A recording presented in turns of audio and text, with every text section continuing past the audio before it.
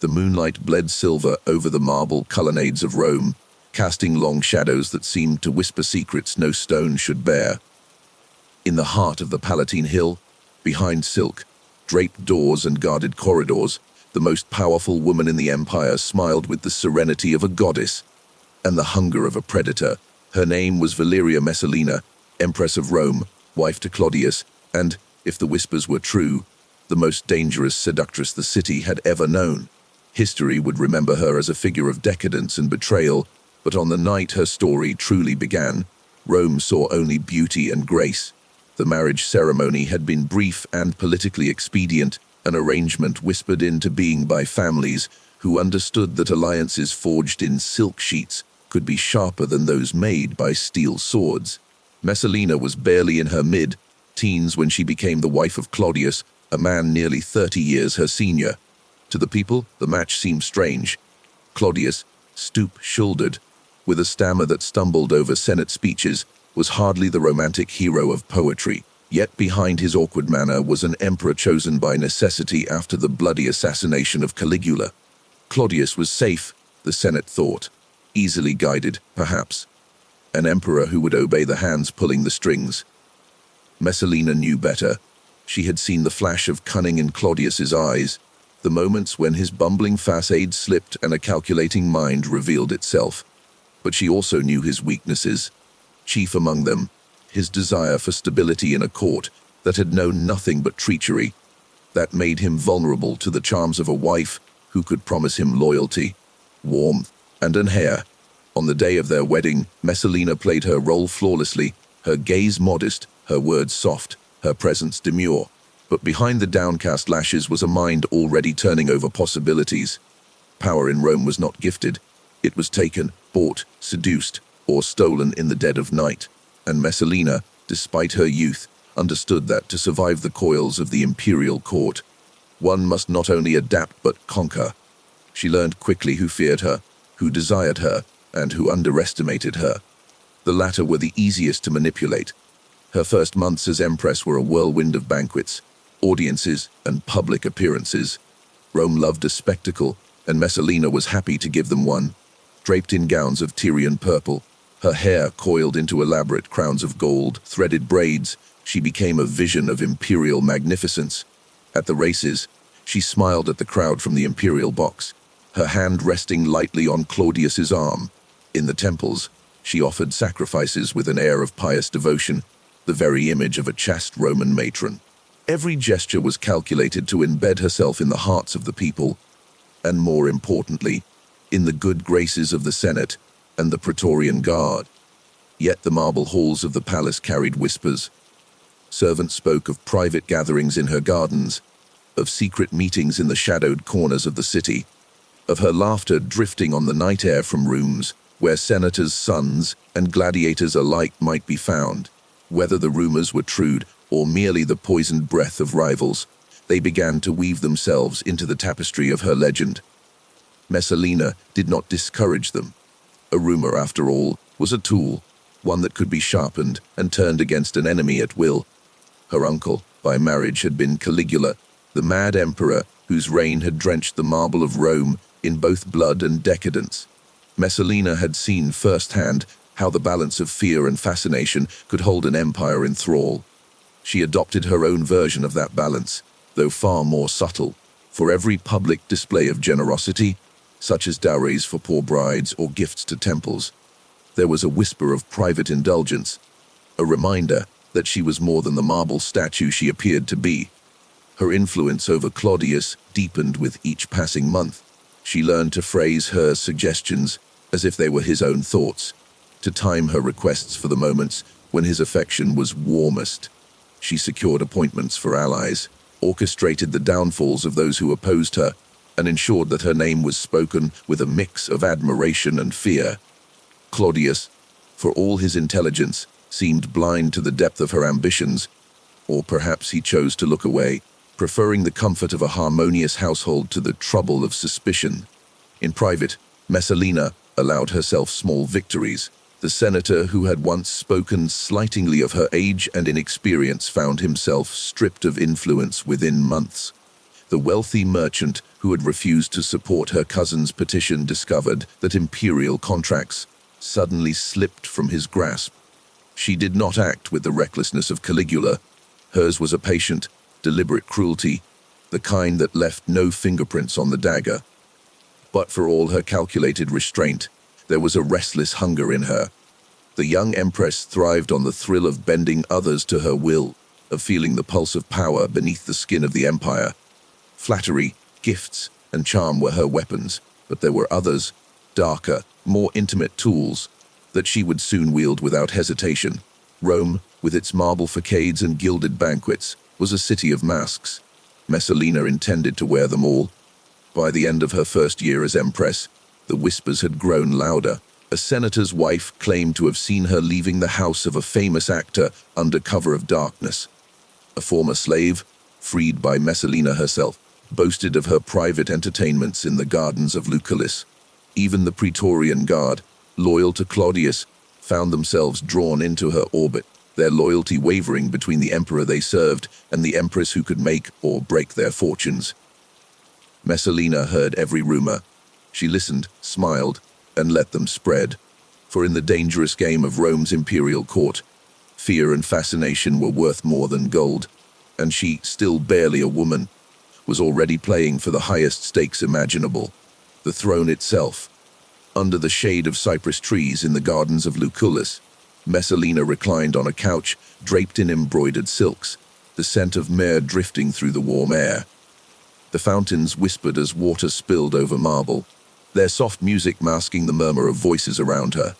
These gatherings were never declared as political councils, at least not in name. Officially, they were feasts, evenings of wine and music, poetry and the easy laughter of friends. In reality, they were the pulse of a shadow court, where alliances were forged over goblets of Falernian wine, and the fates of men were decided between verses of love poems. She had learned the art of listening, without seeming to listen, of speaking just enough to plant a thought that would bloom in a man's mind days later, as if it had been his own. Senators, military officers, merchants, all found themselves drawn to her company. Some came for her beauty, some for her favor, and some simply because they feared what might happen if they refused. Messalina encouraged each to believe they held a special place in her confidence, never revealing the extent to which she played them against one another. A new face appeared that evening, a young tribune named Gaius Silius. His reputation preceded him, a man of striking looks, quick wit, and ambition that could have carried him into dangerous waters. As he approached, Messalina studied him with the same keen eye. She might give a racehorse on which she was about to wager. His bow was deep, his smile practiced, but there was a flicker of something genuine in his gaze. He was aware of her power and seemed unafraid, which in Rome was as rare as it was dangerous. "You honor my garden's tribune," she said, her voice a warm purr. "Come sit, tell me of your victories, and perhaps I will tell you some of mine." The exchange drew the attention of others nearby, though they pretended to focus on the music. Messalina's conversations were never private, even when spoken in low tones. Every word she uttered might ripple through the court by morning, yet that was part of the game. Every rumor that spread about her gatherings, whether scandalous or flattering, served her purpose. Each whispered tale added another layer to the mystique she cultivated. The night deepened, and the wine flowed freely. Musicians played slow, winding melodies, their notes threading through the humid air like strands of silk. Messalina's laughter rang out at carefully chosen moments, never too often, never too loudly, always enough to remind the room of her presence without seeming to demand it. When she spoke with Silius again, she leaned closer, her words for his ears alone. "There are many roads to power in Rome," she murmured. "Some are walked openly, with the Senate's applause. Others require quieter steps." She let the thought hang between them, a baited hook in still waters. Silius met her gaze steadily, and she saw the flicker of understanding there. He would not need to be told twice. These evenings were as much about watching as they were about speaking. Messalina noted who lingered in corners whispering, who sought her eye for approval, who grew careless with drink. The gardens became her theater, each guest an actor in the play she directed, and she, seated at the center, was both audience and playwright. But not all eyes in Rome were blind. In the Senate, a few voices began to murmur their concern. An empress who commanded such loyalty outside the formal structures of power could become dangerous. Claudius, preoccupied with legal reforms and the expansion of the empire, seemed deaf to such warnings. To him, Messalina was a devoted wife and mother, a figure who charmed the populace and kept the nobility engaged.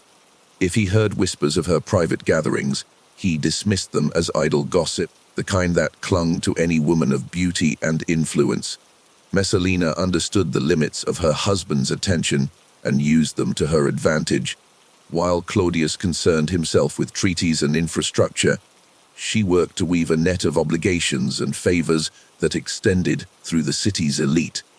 A senator whose debts she quietly paid would vote as she wished. A merchant whose daughter she recommended for marriage into a noble house would not forget the debt.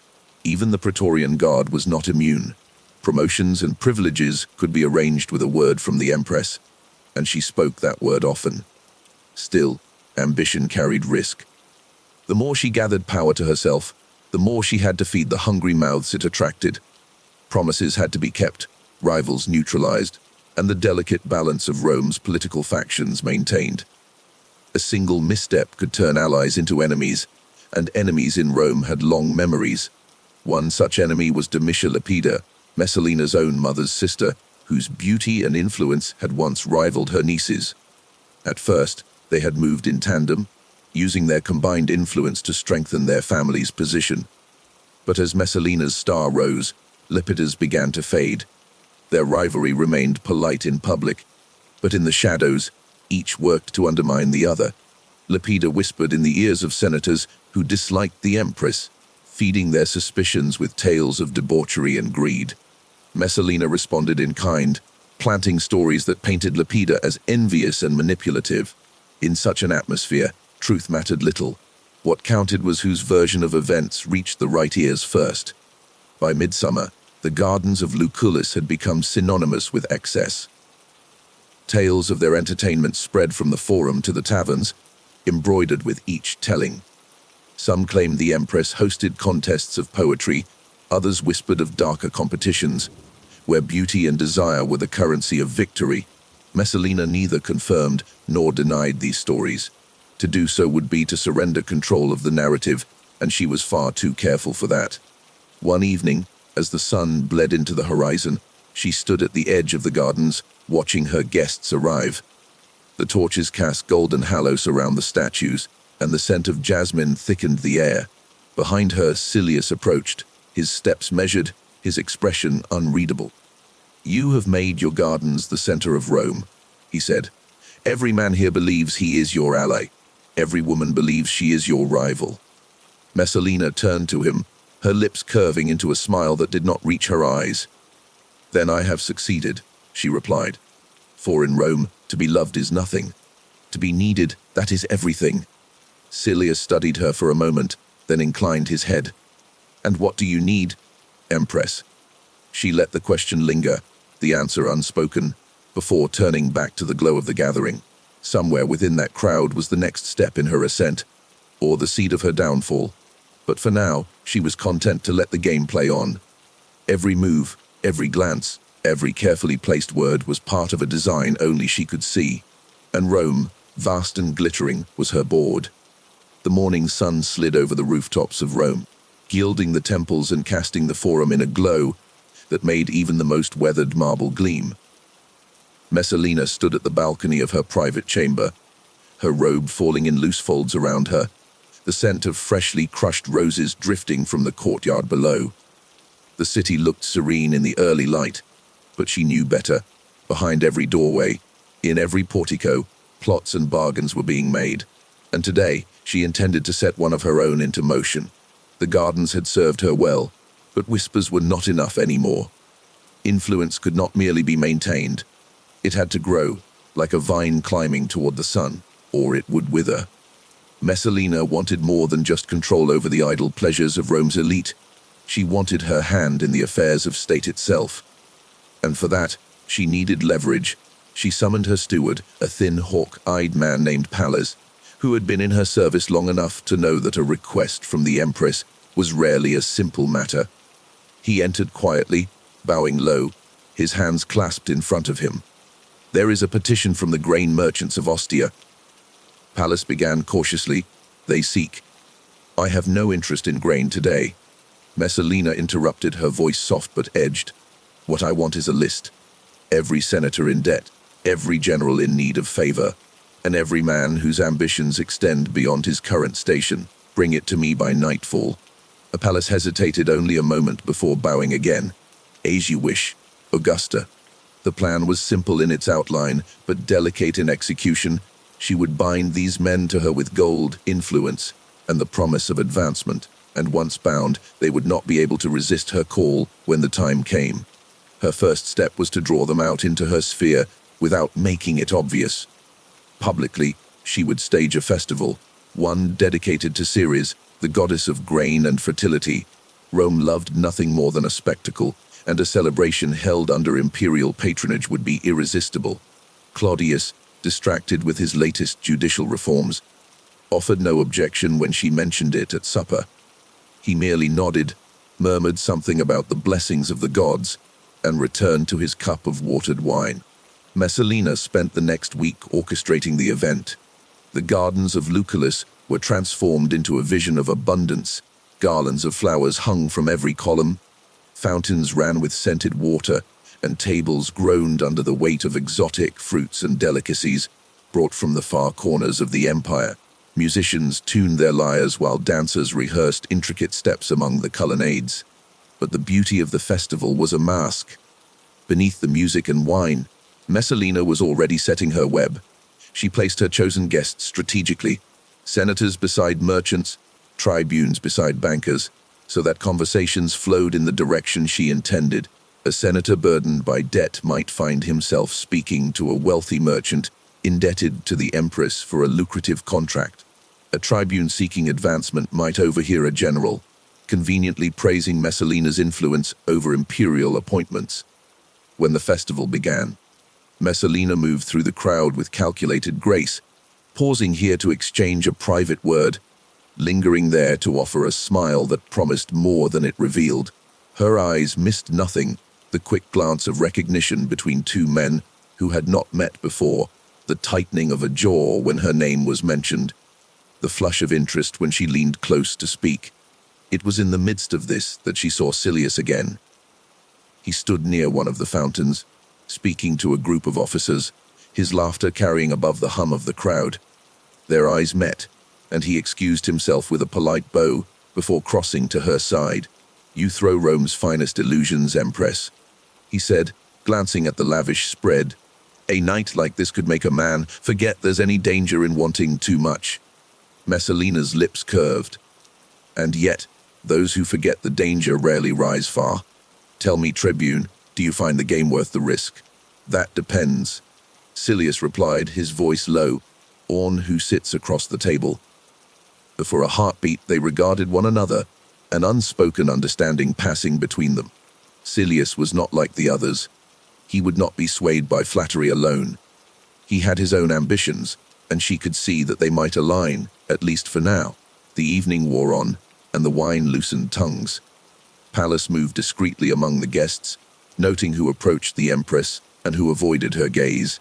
By the time the last torches burned low, Messalina knew she had secured at least half a dozen new allies, men whose futures now rested in her hands. The next morning, while Claudius attended to a meeting of the Senate, Messalina summoned several of them in private. One came seeking an appointment to a provincial governorship. Another wished to avoid an audit of his accounts.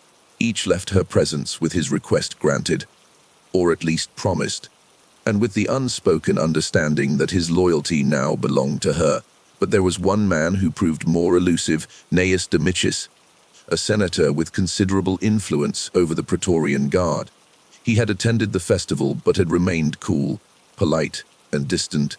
Messalina knew that winning him over would be no small task, but his allegiance could tip the balance of power in her favor. To reach him, she would need something more than charm. She began to investigate his weaknesses.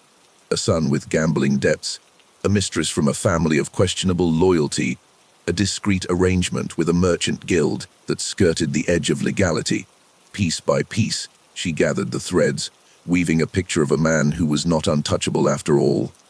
While her plans for Domitius took shape, rumors of her festival began to spread through Rome. Some spoke of it as a marvel of generosity, others whispered of secret deals struck behind the colonnades. The Senate muttered in private about the growing influence of the Empress, but few dared to challenge her openly. Those who did found themselves facing sudden misfortunes. A lost contract here, a failed petition there, each blow subtle enough to be dismissed as chance, yet sharp enough to draw blood. One evening, as she reviewed the reports Pallas had compiled, Messalina allowed herself a rare moment of satisfaction. Her reach extended further than ever, her allies were numerous, and her rivals either silenced or entangled in their own troubles. Yet she knew that this was only the beginning. Power in Rome was like water in the hands. It had to be constantly replenished, or it would slip away.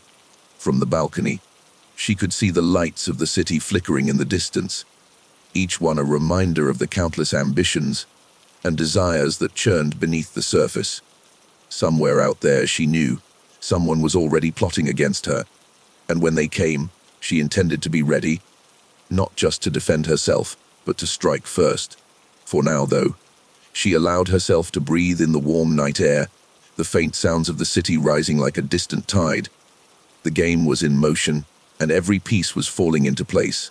Soon, even Claudius himself would have to acknowledge that the empire's fate no longer rested solely in his hands. It rested, as more and more of Rome was beginning to realize, in hers. The Senate chamber was heavy with the smell of wax and incense, the air thick with the restless shifting of men in their curule chairs. Outside, the streets of Rome bustled as always, but here in the marble heart of the empire, tension was measured in glances and pauses. Messalina did not often attend Senate sessions. Protocol discouraged the Empress from intruding too openly on such proceedings, but her influence seeped through the walls all the same. Today, that influence would be tested. The matter under debate was, on the surface, a simple one: the renewal of a lucrative grain contract for a consortium of merchants. But Messalina had already arranged for the contract to go to one of her most loyal allies, a merchant whose fortunes were tied directly to hers. The opposition came from none other than Gnaeus Domitius, the senator she had been quietly studying for weeks. His counter-proposal was modest, practical, and entirely in the interest of the public treasury, which made it all the more dangerous.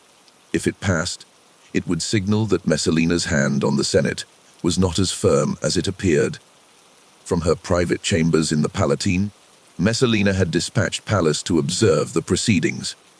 Now, as she awaited his report, she paced the length of the mosaic floor, the rhythmic fall of her sandals echoing against the walls. The morning sun poured through the tall windows, illuminating the gold, threaded patterns of her gown, but she barely noticed. Her mind was on Domitius, his measured tone, his careful refusal to be drawn into her orbit. He was not a man to be seduced by beauty alone, nor frightened by whispers.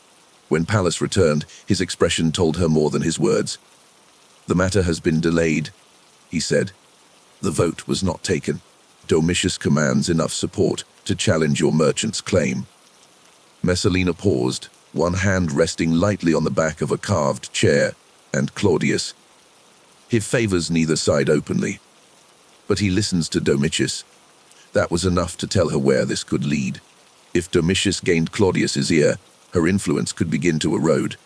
She needed to act, not with open hostility, which would only strengthen his position, but with the slow precision of a surgeon's blade.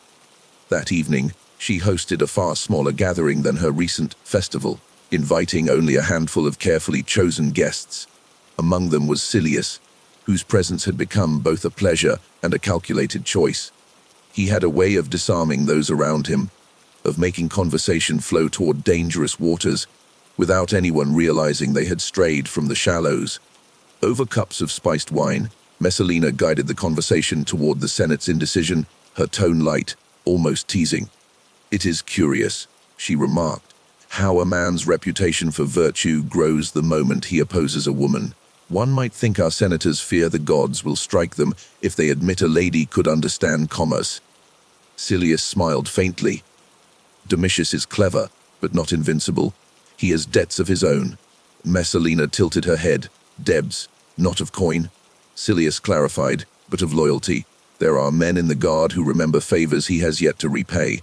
And there is his son, reckless, careless. The sort of young man who might easily be led astray if the right company found him. She held his gaze for a moment, the flicker of an idea forming in her mind. Find me this company, she said at last. The next weeks unfolded like a play. Messalina arranged for Domitius's son, a handsome but impulsive youth named Marcus, to be invited to one of her smaller entertainments. There, under the warm glow of torchlight, he found himself surrounded by flattering company, flattered in turn by the attentions of women, whose beauty was matched only by their loyalty to the Empress. It did not take long for Marcus to drink too much, to speak too freely, and to wager sums he could not afford to lose. Messalina ensured that word of his debts reached his father, but not from her. Instead, the story came from a mutual acquaintance, carefully chosen for his air of reluctant concern.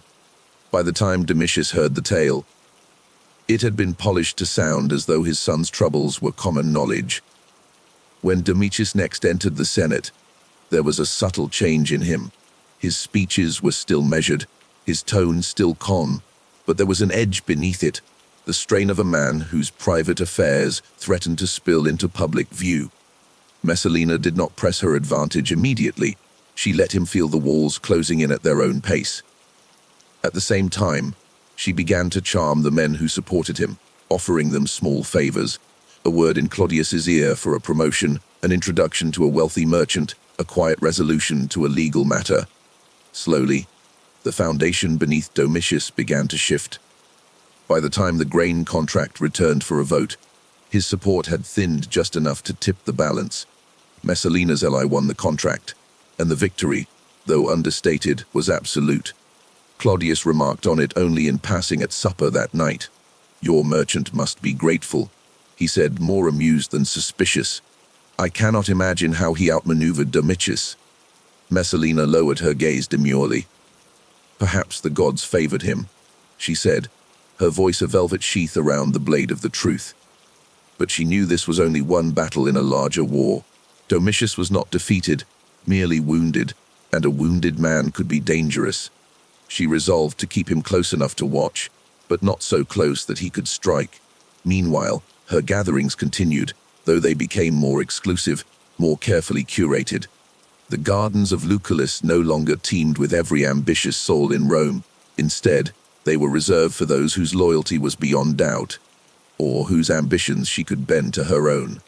Silius became a frequent presence, his counsel valuable, his charm disarming. Whether he realized it or not, he was becoming as much a piece on her board as any senator or merchant. Rome's streets buzzed with new rumors, of private games in the gardens, of whispered meetings in the dead of night, of an empress whose reach extended from the Senate chamber to the barracks of the guard. Messalina allowed them to swirl unchecked. The more fantastical the stories, the more her true maneuvers were hidden beneath them. Yet beneath her calm surface, she was aware of the growing danger. Power bred enemies, and the higher she climbed, the more precarious her footing became. Domitius was only one man, but there would be others, each more determined than the last to see her fall. For now, she would savor the victory, however small it seemed in the public eye. In the quiet of her chambers, she allowed herself a thin smile, the kind that never reached her eyes. The game continued, and the board was hers to command. But she knew that in Rome, the line between triumph and ruin could be crossed in a single step. The heat of late summer pressed down on Rome, heavy and unrelenting, curling the edges of parchment in the Senate chamber and driving the wealthy into their shaded villas along the Tiber. Messalina, however, remained on the Palatine. The city, in the swelter, seemed slower, more languid. Yet beneath the stillness, currents of intrigue moved all the more dangerously. It was during one such slow afternoon that word reached her of a banquet hosted by Julia Calpurnia, a noblewoman of impeccable lineage and one of the few in Rome whose beauty was said to rival the empress's. Calpurnia was not merely admired, she was politically connected, with family ties reaching into the Senate and the Praetorian Guard. She had never opposed Messalina openly, but their encounters were tinged with the kind of politeness that hid calculation. And now, rumors whispered that Calpurnia had begun to gather a circle of allies, men and women who might, if their ambitions aligned, become a challenge to the empress's supremacy in the social and political spheres of Rome. Messalina did not underestimate her. A rival's influence was not always measured in decrees or Senate votes. It could be felt in the shifting loyalties of Rome's elite, in the quiet redirection of gossip, in who was invited or excluded from certain gatherings. Rather than wait for the challenge to grow, Messalina decided to confront it in her own way. She would not storm into Calpurnia's circle directly. That would show weakness. Instead, she would draw it toward her, turning its members into her own instruments without Calpurnia realizing until it was too late. She began with the most accessible targets, the husbands of Calpurnia's closest friends. Invitations were sent for small, intimate suppers, ostensibly casual affairs, but arranged so that these men found themselves flattered, their opinions sought, their importance acknowledged. Messalina had a gift for making a man feel as if his presence was both vital and desired, and each left her company speaking well of her. Next came the wives. Here, the task required more subtlety. Messalina avoided any appearance of competition instead. She extended gestures of goodwill, arranging advantageous matches for their relatives, recommending their sons for military appointments, praising their taste in public. Slowly, the outer edges of Calpurnia's circle began to blur. But Calpurnia was no fool. She responded with her own gatherings, smaller but exclusive, and she took care to include Claudius among her admirers. The emperor, guileless in such matters, enjoyed her conversation and the flattery of her well-born guests. Messalina noticed this with a cool, steady eye. She knew Claudius was loyal to her in the way a man might be loyal to the hearth in his home. But such loyalty could be tested if the right voice whispered in his ear often enough. Her counterstroke came in the form of a celebration in honor of the emperor's latest judicial reforms. It was a public, almost formal affair, staged not in her gardens, but in the forum itself, where the people could watch the imperial couple together. Messalina appeared at Claudius's side in robes of dazzling white and gold, her hair crowned with laurel. Every movement was a statement. Here was the empress, pious, devoted, the embodiment of Roman virtue. Claudius, basking in her admiration before the crowd, seemed genuinely moved. Calpurnia attended, of course. Messalina made certain she received a personal invitation. From the steps of the rostra, Messalina greeted her with warmth, clasping her hands as though they were old friends. The gesture was deliberate, the public display designed to blur any notion of rivalry. For the watching crowd, it was a tableau of unity. For Calpurnia, it was a warning. Behind the scenes, Messalina's work continued. Silius proved invaluable, moving with ease between the worlds of soldiers, senators, and courtiers, always carrying her messages in ways that appeared to be his own initiative. Through him, she learned that Calpurnia had been courting the favor of certain praetorian officers. This was dangerous. Control of the guard was a quiet but decisive key to power in Rome. Messalina acted swiftly. She summoned the prefect of the guard under the pretext of honoring his service.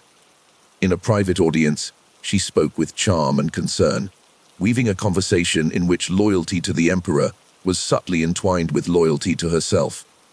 She offered his family a place of honor at upcoming festivals, hinted at promotions for his most trusted men, and left him with the impression that his fortunes and hers were inseparable. When Calpurnia next tried to strengthen her ties to the guard, she found the response unexpectedly cool. Word of this reached Messalina within days, carried by one of the very officers Calpurnia had sought to win. Still, the rivalry did not vanish. Calpurnia shifted her efforts to the Senate, lending her influence to causes that would indirectly limit the empress's reach. Reforms to trade contracts, stricter oversight of provincial appointments. These were not aimed directly at Messalina, but the impact would be felt all the same if they succeeded. Messalina countered with a wave of generosity. She announced a series of public works, repairs to temples, the expansion of a marketplace, the distribution of grain during the hottest weeks of summer. Each project was presented as an offering to the people, but the real beneficiaries were the senators and merchants, whose support she wished to secure. Every contract, every appointment, was carefully placed in the hands of those loyal to her. By the end of the season, Calpurnia's influence had begun to wane. She still hosted gatherings, but the faces around her tables were fewer, and the laughter less certain. The shift was subtle, so subtle that most of Rome did not notice, but Messalina felt it like the change in the air before a storm passes. One evening, standing on the balcony of her private chambers, she watched the torches flicker in the streets below. Silius joined her, his expression unreadable in the dim light. "You've won this round," he said quietly. Messalina's gaze remained on the city. "There are no rounds in Rome," she replied. "Only the game, and the game never ends." Silius regarded her for a long moment. "And when you've won it entirely?" She turned to him then, her smile as enigmatic as the night itself. "Then I'll change the rules." Below them, the city murmured on, unaware of the quiet war that had just been fought and won. For now, Messalina's supremacy was secure, but she knew that somewhere in Rome, another Calpurnia would rise, another challenge would take shape. And when it did, she would be ready, as always, to meet it with a smile that concealed the sharpest of blades. The first rains of autumn swept over Rome, washing the dust from the marble streets and filling the air with the scent of wet stone and laurel. For Messalina, the change of season was not a respite, it was a signal. The cooler months drew the city's power brokers indoors, into halls and chambers where decisions were made over steaming cups of spiced wine. Public spectacles waned, private dealings thrived. Claudius had turned his attention to a new campaign in Britannia, pouring his energy into reports from the generals and debating troop movements with the Senate. That left the daily rhythms of the imperial household, its petitions, its favors, its quiet manipulations, firmly in Messalina's hands. She moved with ease through these days, her presence felt in every corner of the palace.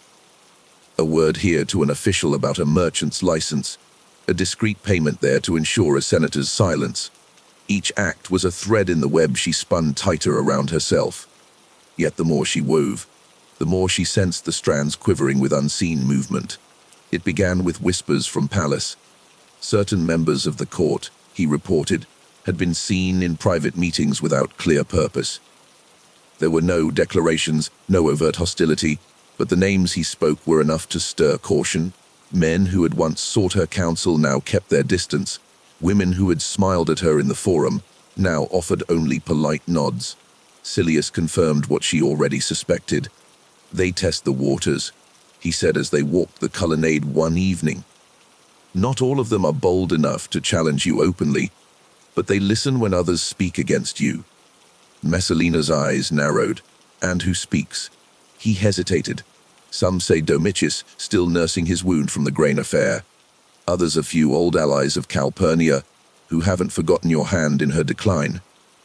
The danger was not in the names themselves, but in the quiet alliance they might form. In Rome, enemies multiplied in shadows long before they dared to step into the light. Messalina decided to cut through the murk. She would host another gathering, not the sprawling feasts of summer, but an intimate supper, carefully arranged so that each guest had reason to be there and reason to leave with their loyalties reaffirmed. The night came cold and clear. Oil lamps cast a warm glow over the polished marble, their light pooling around low tables laden with roasted meats, olives, and sweet honeyed pastries. The air hummed with the sound of lyres, soft enough not to intrude on conversation. Messalina moved among her guests with practiced grace. She spoke first to those she trusted most, ensuring their voices would carry her favor into the conversations that mattered. Then, with a seamless shift, she approached those whose loyalty had grown uncertain. To one, she offered a casual mention of a lucrative trade opportunity, already secured, but presented as if still within her gift. To another, she shared a small but valuable piece of information about a Senate motion. making it seem as though they alone were worthy of her confidence. By the time the final course was cleared, the tone in the room had changed. Laughter came more freely, and the tension in certain glances had eased. Messalina knew she had bought herself time, but only time.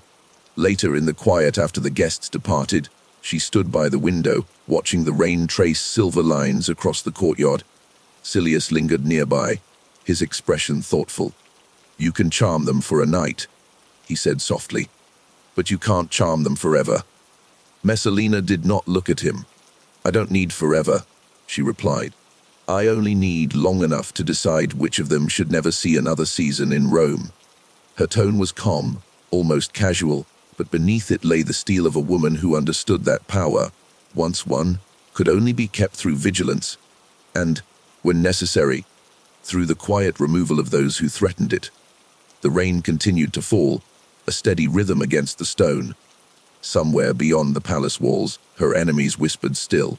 But for now, the game was hers, and she intended to play it without mercy. It began as a rumor, soft, sly, and half laughed at by those who repeated it. A whisper of an impossible contest held in the shadows, where Messalina, Empress of Rome, had challenged one of the city's most celebrated courtesans in a trial of endurance so scandalous that even the most jaded senators raised an eyebrow.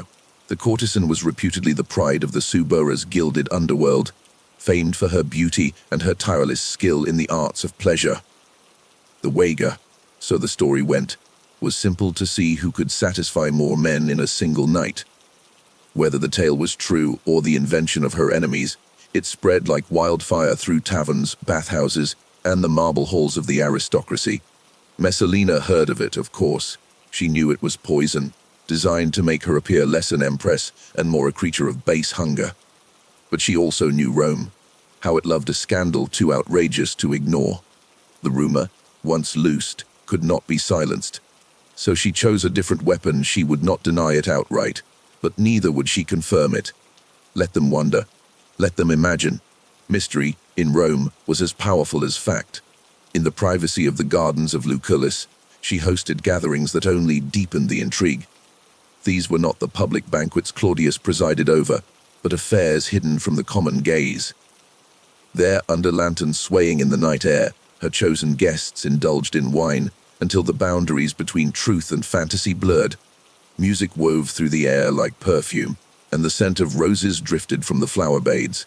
Those nights became legend among those lucky, or unlucky, enough to attend. Senators swore they saw her moving through the revelry like a goddess, her laughter low, her eyes sharp as she listened to confessions loosed by drink. Her rivals, shut out from these gatherings, painted darker pictures, claiming that what happened there was nothing short of debauchery. The contrast served her well. She had turned rumor into theater, and theater into a tool of control. Yet beneath the spectacle, the danger was real. Each guest was chosen as carefully, as if they were pieces in a Senate vote. Some were there to be rewarded with her attention, others to be reminded of her influence, and a few to be quietly measured for their usefulness or their threat. She would watch them as they drank, note who laughed too freely, who grew silent when certain names were mentioned, who exchanged too many glances with another. One night, as the moon hung full over the gardens, Silius pulled her aside. "You feed the fire," he said, his voice low but edged with concern. "The more they whisper, the more they will believe anything about you." Messalina smiled faintly. "And the more they believe, the more they fear. A woman they cannot predict is a woman they cannot control." But even as she spoke, she felt the truth of his warning. In Rome, fear was a dangerous currency. It could buy obedience, but it could also purchase betrayal. The line between the two was as thin as the silk draped across her shoulders. When dawn broke over the city, the gardens of Lucullus lay silent, the evidence of the night's revelry cleared away by servants.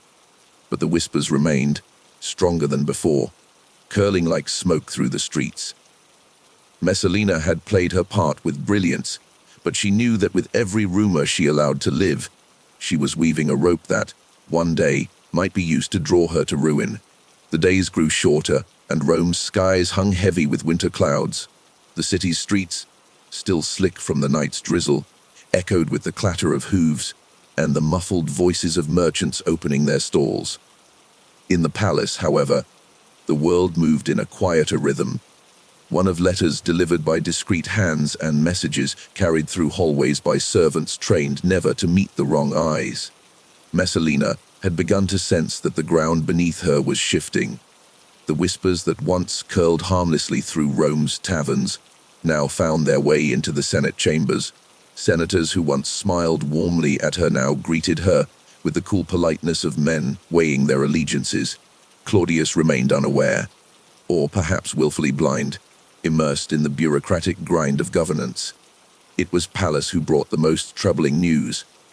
"The grain merchants you humiliated last season are meeting again," he told her one evening, his voice low as though the shadows might be listening. "And they are not alone. Domitius has joined them. Even a few of your husband's advisors." Messalina absorbed this in silence, her expression unreadable. She had crushed Domitius once before, publicly and decisively, but in Rome, defeat only sharpened the resolve of the ambitious. If he was aligning with others, it meant they saw an opportunity, perhaps even a moment of weakness. Rather than strike openly, she turned to subtler methods. Small gestures, quiet acts. A shipment of rare Syrian glass was delivered to the wife of a wavering senator, along with a note written in Messalina's own hand. A sickly child in another senator's household suddenly received the finest Greek physician in the city. His services, of course, a gift from the empress, but not all could be bought. Some could only be destroyed. The plan for Domitius was as elegant as it was merciless. She had her spies plant a series of forged letters suggesting that he had been in secret correspondence with a disgraced general now living in exile in Alexandria. The implication was treason, not against her, but against Claudius himself. When the letters were discovered by one of the emperor's clerks, Domitius found himself summoned to answer accusations he could not disprove without revealing the web of his true dealings. The trial was swift, the verdict inevitable. Domitius was stripped of his position and his estate seized. Messalina attended the proceedings not as a participant, but as an observer, her face an impassive mask. The senators watching knew the truth, but none dared speak it aloud. That night, she dined in her private apartments with Silius. "You cut him down quickly," he remarked, his tone equal parts admiration and caution. "Quickly," she said, "is the only way to deal with a man like Domitius. Let him linger, and he grows back like ivy." Silius leaned closer, lowering his voice. "And the others? Do you plan to prune them as well?" Messalina's gaze drifted to the flickering lamp between them. "Only those who forget that their roots are in my soil." Outside, the rain began again, tapping softly against the shutters. In the darkness of the city, her enemies would be speaking her name with renewed caution. But she knew that every victory bred more resentment, and every act of control tightened the noose that one day, if she faltered, would be pulled around her own throat. The winter solstice brought with it a cold that crept through even the thickest walls of the imperial palace. Fires burned in bronze braziers, their smoke curling lazily toward the high ceilings, but the air still carried a bite. Beyond the palace gates, Rome glittered with the muted festivities of the season. Torches lit in narrow streets, merchants selling sweet cakes spiced with cinnamon, children chasing each other between the pillars of public squares. Inside, however, the mood was darker, tense with currents that few dared name aloud. Messalina sat in her private chamber, a scroll of poetry unrolled across her lap. She was not reading. Her mind was fixed on a name that had come to her that morning, Marcus Vinicius, a rising star in the Senate, popular with both the patricians and the plebeians. Handsome, eloquent, and, most dangerously, unafraid to speak his mind. His speeches had begun to carry veiled criticisms of those who seek to use the emperor's shadow to cast their own. The Senate knew whom he meant, even if Claudius did not. Pallas warned her against moving too quickly. He has not yet crossed the line into open defiance.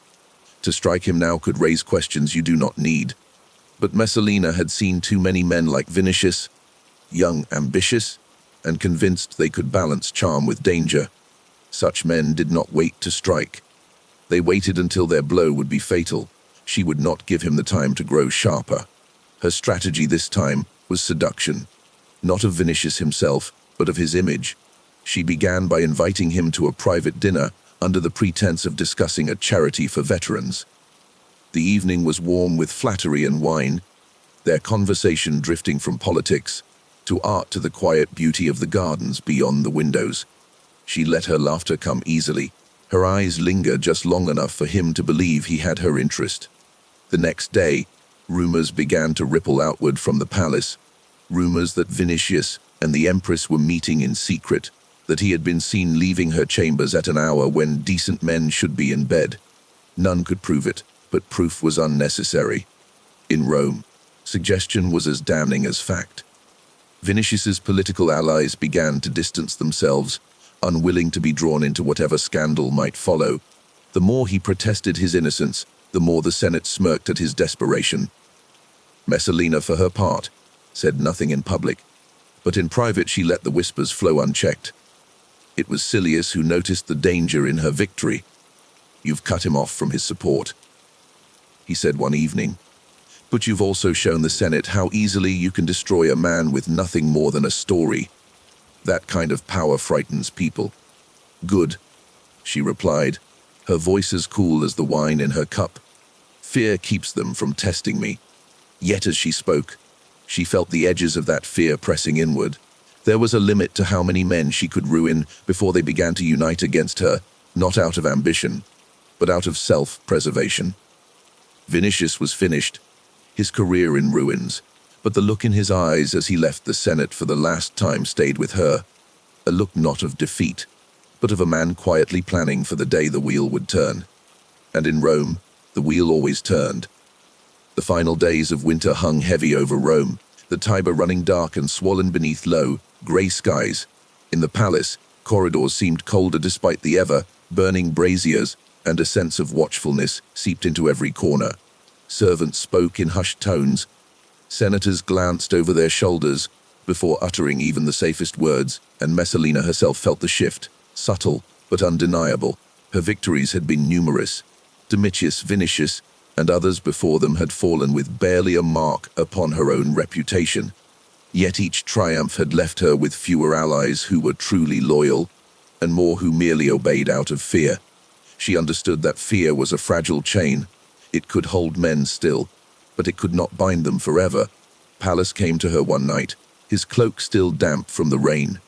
"There's talk," he said quietly, "not just in the Senate, but in the Praetorian Guard itself. Too many believe you've grown untouchable. That makes them restless." Messalina tilted her head, studying him. "Restless enough to act. Perhaps not today," Pallas said, "but a seed has been planted, and seeds have a way of growing." She considered his words as she stared into the flickering light of the oil lamp on her table. The truth was, she had begun to feel it herself, that the current of Rome's politics was shifting beneath her feet. Claudius remained devoted in his distracted, malleable way, but his advisors were watching her more closely. Even Silius, once her most trusted companion, had started to ask questions she did not like. Still, she was not a woman to retreat. If anything, the faint scent of danger stirred something sharper in her. She decided to host a gathering, not one of the whispered, hidden affairs in the gardens of Lucullus, but a grand public feast in the palace itself. Senators, generals, merchant princes, and their wives were all invited, the invitation bearing the imperial seal. The evening glittered with gold and excess. Tables groaned under the weight of roasted game, platters of oysters, and mountains of figs and honey. Music drifted from lyres and flutes, and the air shimmered with the mingled scents of incense and spiced wine. Messalina moved among her guests like the embodiment of Venus herself, her gown a cascade of deep crimson silk that caught the lamplight. She laughed, she charmed, she listened with the attentiveness of a confidante, but she also watched. Every glance exchanged between senators, every hesitation in a toast, every whisper that ceased when she drew near. She was mapping her enemies in real time, tracing the web that was slowly tightening around her. Late in the night, as the guests began to drift away, Silius approached her. His expression was not one of celebration. "You've shown them your beauty, your power. he said quietly. But tonight I saw something else. Men who are no longer dazzled, only wary. They will not come at you one by one anymore. When they move, it will be together. Messalina met his gaze, her smile faint but steady. Then we will move first. Yet even as she spoke, she knew that the game had entered a new stage. She had played with rumor, with seduction, with fear, and each had served her well. But in Rome, no reign of influence lasted forever. The wheel was turning again, and somewhere in the shadows, her enemies were waiting for the moment it would crush her, and for the first time in many years, Messalina wondered whether she might not be able to stop it. The early spring sun shone pale over Rome, its light thin and cold, as though reluctant to touch the city's restless heart. From the outside, the imperial palace still gleamed, a place of marble and gold, but inside, the air had changed. Messalina could feel it in the silence of the corridors, in the way servants avoided her eyes, in the clipped greetings of men who once bent eagerly to her will. It was Pallas who brought the news that ended all pretense. He entered her private chambers without ceremony, his expression unreadable. "They've turned Claudius," he said simply.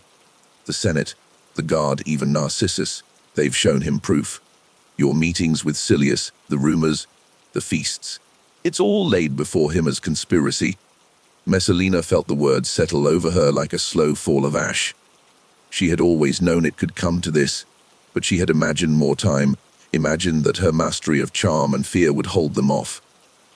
"What proof?" she asked, her voice steady.